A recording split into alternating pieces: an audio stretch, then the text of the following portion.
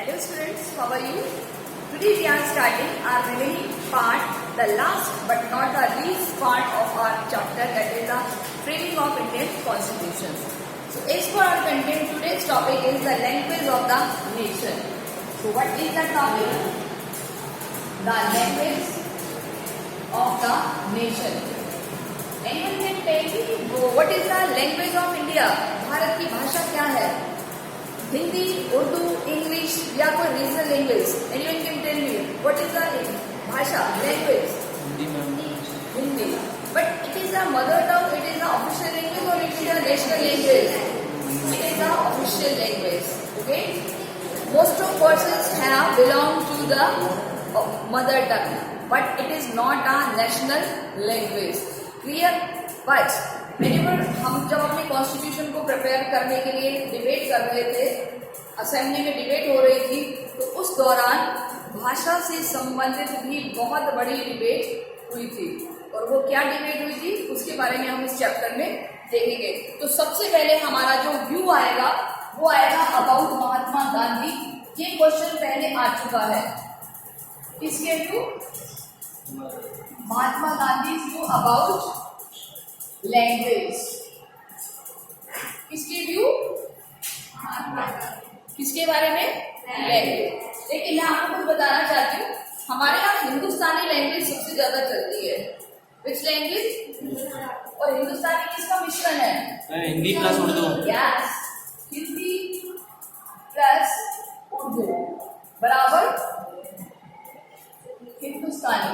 तो गांधी जी जो चाह रहे थे कि Hindustani should be a national language of India. क्यों चाह रहे थे? क्योंकि इसमें दोनों कम्युनिटीज को रिप्रेजेंटेशन का चांस मिल जाता है, हिंदुओं को भी और मुस्लिम्स को भी. क्योंकि मुस्लिम्स हमारे यहाँ काफी लंबे टाइम से रह रहे थे, तो हमने उनसे वर्ड लिए हैं. हिंदू तो ऑलरेडी रहते थे यहाँ पर, तो हमारे पास अपनी लैंग्वेज थी. इस तरीके से दोनों लैंग्वेज के बेसिस पर हमने एक नई लैंग्वेज तैयार की जिसको हिंदुस्तानी भाषा का नाम दिया है. अब आपसे मैं पूछती हूँ, हिंदी कहाँ से आई? देखिए, हिंदी का जन्म हुआ है किससे? संस्कृत. Very good.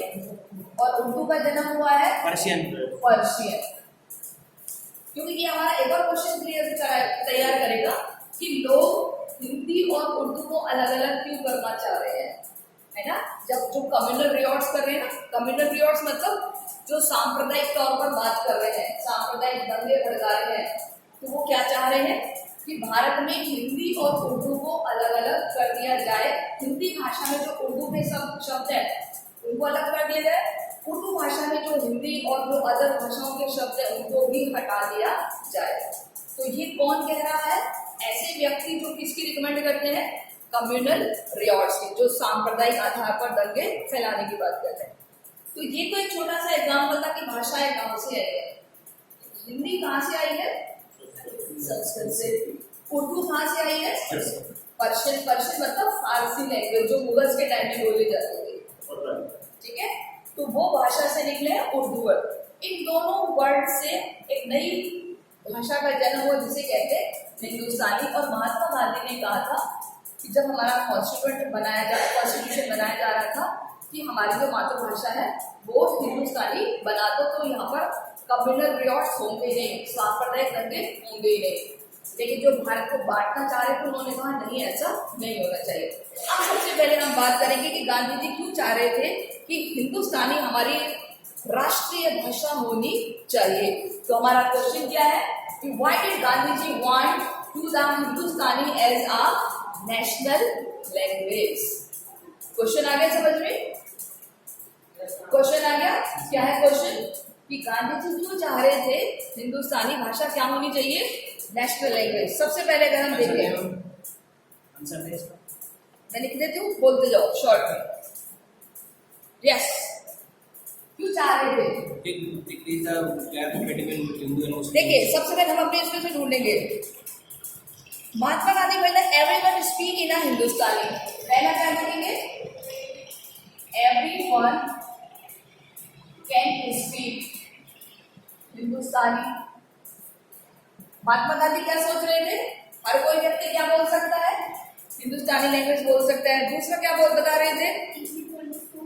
हर कोई इसको इजीली अंडरस्टैंड कर सकता है, ये इसी में कंप्लीट कर देना, ठीक है।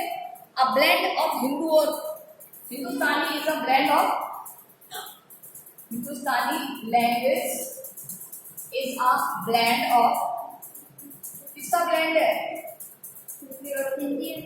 What is the blend? Mixture, very good, ठीक है। इसके अलावा जो कि पॉपुलर लैंग्वेज जिसको large section of people of India बोलते हैं, and the composite language enriched by the interaction to diverse culture, each interact और डिफरेंट कल्चर, यानी कि जो डिफरेंट कल्चर है उसमें आपस में एक इंटरेक्शन क्रिएट करती है, एक सामंजस्य बढ़ाती है। हमने इसको शॉर्ट में समझ किया है, आप अपनी बुक की हेल्प में इसे लिख सकते हो। तो ये आपके पास 4 नंबर में या 3 नंबर पे क्वेश्चन आया, तो आप कर सकते हो। अनुज, क्या है हमारा क्वेश्चन? महात्मा गांधी हिंदुस्तानी को नेशनल लैंग्वेज क्यों बनाना चाहते थे? पहला आंसर कि ज्यादातर लोग इसको बोल सकते थे, समझ सकते थे, ठीक है। दूसरा कि ये एक ऐसा मिश्रण था जो किससे मिलकर बना था? हिंदी और उर्दू से, जिसको बहुत सारे लोग बोलते थे, जो लोगों की कॉमन लैंग्वेज थी। तीसरा कि ये बहुत सारे जो डिफरेंट कल्चर्स है उनको क्या करके रखती थी? आपस में इंटरेक्ट करके रखती थी, एक दूसरे को अपनी ओर खींचती थी, ताकि उनके अंदर किसी तरह का कोई रियॉट ना हो। इसके अलावा हम इसमें और क्या लिख सकते हैं? Etch had incorporated words, the terms of different sources, therefore understood by the people from various regions. So multicultural language, Mahatma Gandhi thought it would be an ideal language for the communication between diverse communities. कि बहुत सारे लोग जो किसी और community से भी जुड़े हैं तो उनके लिए एक बहुत अच्छा सोर्स हो सकता है। इसलिए गांधी जी किसके बारे में इम्प्लीमेंट कर रहे थे? Hindustani as a national language, okay. It could unify Hindu और Muslim, the people of north और साउथ। लास्ट में आप क्या लिख सकते हैं कि हिंदू और मुस्लिम को ये यूनाइटेड कर सकती है। कौन सी लैंग्वेज? हिंदुस्तानी लैंग्वेज। और इसलिए कौन रिकमेंड कर रहा है? महात्मा गांधी। क्लियर? क्वेश्चन आपके पास 4 नंबर से ज्यादा नहीं आएगा ये, तो 4 नंबर में एक पूरा पैराग्राफ आप लिख सकते हो। आपको इस तरीके से शॉर्ट करना है, जैसे मैंने 3 का शॉर्ट करके दिखा दिया, आप कोई और 2 पॉइंट लिख करके इसको शॉर्ट करके लिख सकते हो। क्वेश्चन समझ में आ गया? आप जब अपने चैप्टर के एंड में ढूंढेंगे तो आपको क्वेश्चन बहुत आराम से मिल जाएगा, ठीक है। अब हम बात करते हैं कम्युनल रियॉर्ड्स के बारे में, जो अभी मैंने आपको पहले बताया था। कम्युनल रियॉर्ड्स यानी कि वो पर्सन जो कम्युनल के बेसिस पर भारत को डिवाइड करना चाहते थे, जो आंदोलन करना चाहते थे, उन्होंने क्या कहा है? किसके व्यू जानते हैं हम? कम्युनिस्ट के। ऐसे लोग जो कम्युनलिज्म के बेसिस पर इंडिया को डिवाइड करना चाहते हैं, जिन्होंने कम्युनल के बेसिस पर कॉन्फ्लिक्ट्स को बढ़ावा दिया है, तो वो क्या चाहते हैं कि हिंदी और उर्दू को क्या कर देना चाहिए? अलग अलग कर देना चाहिए। क्यों? क्योंकि ये लैंग्वेज क्या है? हिंदी प्लस उर्दू, ये दोनों लैंग्वेज क्या है? अलग अलग कम्युनिटी की है। हिंदी किसकी कम्युनिटी की है? हिंदूज की है, और उर्दू किसकी है? मुस्लिम्स की है, ठीक है। प्लस हिंदू, जैसे मैंने बताया था कि हिंदी लैंग्वेज कहाँ से आई है? संस्कृत से। मुस्लिम्स कहाँ से आई है? पर्शियन लैंग्वेज से आई है। तो लोग चाह रहे थे इनके बीच में ऐसे दीवार हो जाए, दोनों सेपरेट हो जाए। क्लियर? और इस तरीके से जो एक रिलीजियस पॉलिटिक्स है वो सबसे ज्यादा नजर आने लगी थी। किसकी वजह से? जो लोग कम्युनल रियॉर्ड्स कर रहे थे, कम्युनल कॉन्फ्लिक्ट्स कर रहे थे। तो फटाफट से आप क्वेश्चन लिखिए कि how did language become a how did language become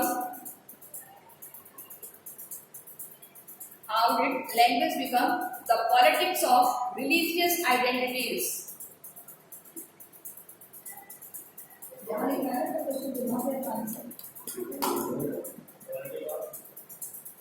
How did the language become politics of religious identities? एक रिलीजियस आइडेंटिटी कैसे बन गई?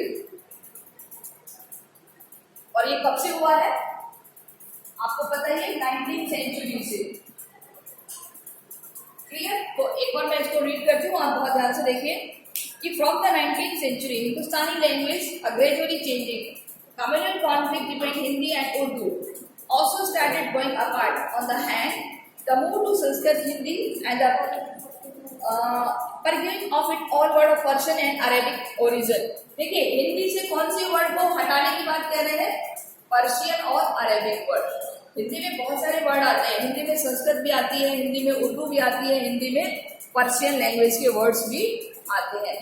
तो जो कम्युनल बेसिस पर आवाज उठाने वाले तो क्या कह रहे थे, हिंदी से इन सारे वर्ड्स को हटा दिया जाना चाहिए। But other hand, the Urdu was being increasingly personalized, and the consequences language become the associated with the politics of religious identities. Will you answer? Clear? Now, Mahatma Gandhi, however, retained the faith of composite character of Hindustani. Clear? अब आ जाइए plea of Hindustani, sorry plea of Hindu. Hindi language के लिए एक बहुत जोरदार भाषण दिया है, किसने दिया है? अब देखिए यहाँ 2-3 क्वेश्चन हमारे बनेंगे, मैं पहले आपको क्वेश्चन बता देती हूँ। द व्यू ऑफ धुलेकर,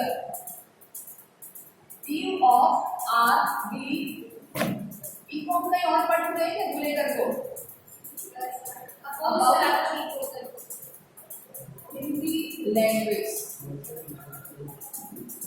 अब देखिए यहाँ इनके धुलेकर के 2-3 क्वेश्चन आएंगे, धुलेकर के बारे में 2-3 क्वेश्चन आएंगे। एक तो ये हमारा लॉन्ग क्वेश्चन होगा, नो डाउट कि ये क्वेश्चन आपके 8 मार्क्स में भी आ सकता है, पूरा पैराग्राफ आ जाएगा, क्योंकि पूरा पैराग्राफ धुलेकर से भरा पड़ा है कि धुलेकर हिंदी को इतना ज्यादा पसंद क्यों करते थे।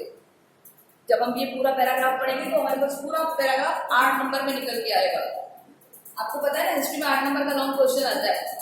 इसके अलावा इन्होंने एक और कमिटमेंट किया है कि जो हमारी इस कॉन्स्टिट्यूएंट असेंबली में लोग बैठे हैं जिनको हिंदी नहीं आती वो असेंबली से बाहर चले जाए। ऐसा किसने कहा है? धुलेकर ने कहा है। ठीक है, और इसके अलावा हमारे ऐसे क्वेश्चन बनेंगे कि वो हिंदी को ही क्यों रिकमेंड करना चाहते थे एज आ नेशनल लैंग्वेज। ये 3 क्वेश्चन किससे रिलेटेड है? धुलेकर से रिलेटेड। तो पैराग्राफ समझ में आ गया हमारा, हमें इन तीनों के आंसर्स को आइडेंटिफाई करना है। ठीक है, तो एक स्टेटमेंट वाला क्वेश्चन आएगा। सबसे पहले हम लॉन्ग क्वेश्चन की बात करते हैं। देखिए कि जब कॉन्स्टिट्यूएंट असेंबली में एक सेशन चल रहा था तो बड़ा ही एग्रेसिव प्ली दिया था। प्ली मतलब भाषण, स्पीच, रिकमेंड करना, दलील देना। किसने दी है? आर.बी. धुलेकर ने। क्या कहा है? देखिए ये भी यूनाइटेड प्रोविंसेस के हैं। कहाँ के हैं ये?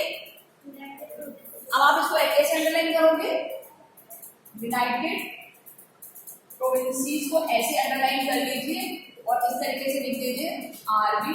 धुलेकर और लिख दीजिए प्रेजेंट ड्यूटी, ताकि आपको याद रहेगी, इंडिकेट रहेगा माइंड में कि हाँ बताया था इसके बारे में कुछ। ओके, संयुक्त प्रांत जिसे हम कहते हैं, वहां के रहने वाले थे। इन्होंने एक जबरदस्त भाषण दिया है, बड़े गुस्से वाले पर्सन थे।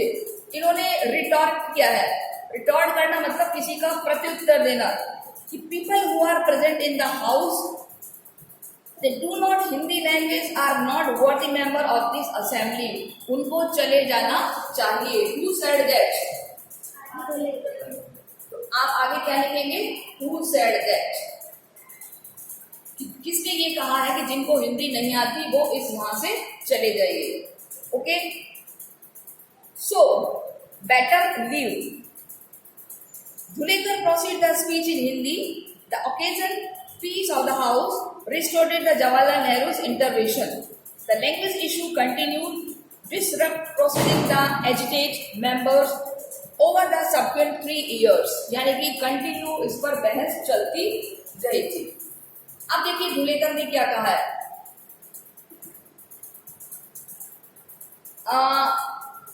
3 साल तक, जब तक मतलब कंटिन्यूटी में हमारा कॉन्स्टिट्यूशन बना तब तक लैंग्वेज के रिगार्डिंग बातें होती रही थी कंटिन्यूअस, जब तक ये कॉन्स्टिट्यूशन इम्प्लीमेंट नहीं होगा। लेकिन धुलेकर किस चीज के लिए रिकमेंड करते रहे? हिंदी के लिए। वो क्या कह रहे हैं देखिए, the Nation once again spark a huge storm. So by now, the Language Committee of the Constituent Assembly had produced its report and thought the compromise formula to resolve deadlock between who advocate Hindi and the national language and those who oppose it. यानी कि ये जो एक हमारा continuous जो सिलसिला चल रहा है लैंग्वेज का, ये चलता रहेगा, लेकिन हमें किसको रिकमेंड करना है? हिंदी को, क्योंकि जो हम इतने सारे तूफान से निकल कर आए हैं, जो हमने बड़े मुश्किल से आज़ादी ली है, हमें इसका एक ही वक्तव्य चाहिए कि हमारी मातृभाषा क्या होनी चाहिए? हिंदी। तो यहाँ पर एक एडिशनल क्वेश्चन और प्रिपेयर होगा, ये मैंने ढूंढ के निकाला आप लोगों के लिए, कि कॉन्स्टिट्यूएंट असेंबली में कमेटीज बनाई गई थी ना, कितनी कमेटीज थी? लगभग 15 कमेटी थी। तो उसमें लैंग्वेज कमेटी के हेड कौन थे? लैंग्वेज कमेटी के हेड कौन थे? आप ढूंढ के लाओगे? Yes ma'am. देखो, who was the head of language committee in constituent assembly, ये ढूंढ के लाना क्वेश्चन है ना। उन्होंने क्या कहा? अब उसके बाद देखिए, who advocate Hindi as a national language, he decided but now to formally declare that Hindi as a Devanagari script to be official language. Hindi को क्या बना दिया है? देवनागरी स्क्रिप्ट।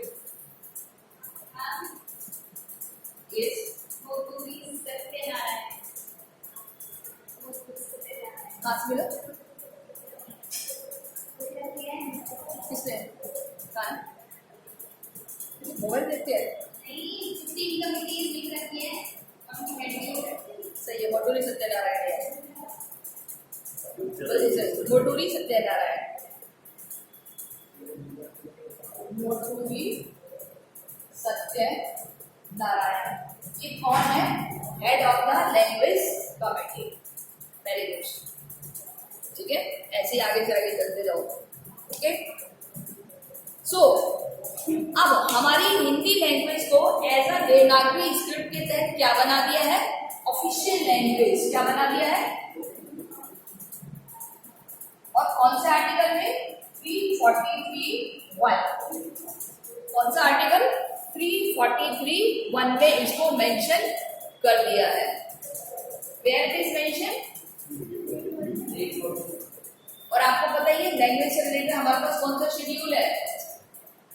भारत का जैसे 7वां शेड्यूल किससे रिलेटेड था? 7th schedule list of subject से था। 8वां शेड्यूल किससे रिलेटेड है पता है? लैंग्वेज से रिलेटेड, शेड्यूल नंबर 8।